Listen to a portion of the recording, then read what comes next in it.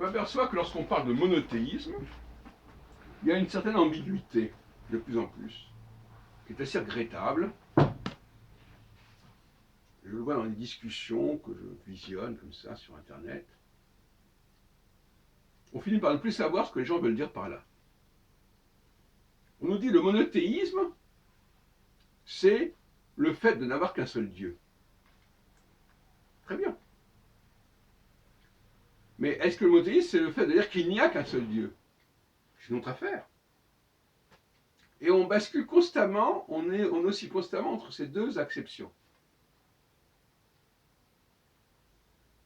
Délibérément ou pas, je ne sais pas, mais c'est assez évident. Pour moi, le monothéisme juif, c'est pas l'affirmation qu'il n'y a qu'un seul Dieu dans le monde. C'est l'affirmation qu'il y a une fidélité, une adhésion à un seul Dieu. Mais les autres peuples peuvent faire ce qu'ils veulent. Là, il y a une confusion, c'est très confus, ça m'énerve énormément.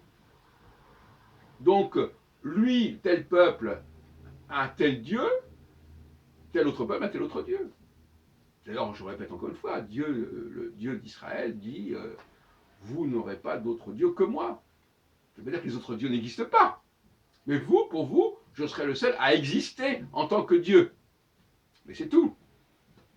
Et je trouve qu'un peu. Alors, parce que finalement, ces discussions, elles ont lieu comme ça, et puis finalement, quand on interroge les gens, ils vous disent ah non, non, il y a un seul Dieu.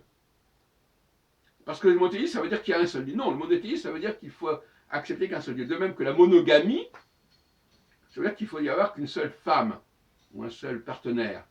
Ça ne veut pas dire qu'il y a un seul partenaire pour l'ensemble de l'humanité, qu'il y a une seule femme pour toute l'humanité. Ça serait complètement aberrant.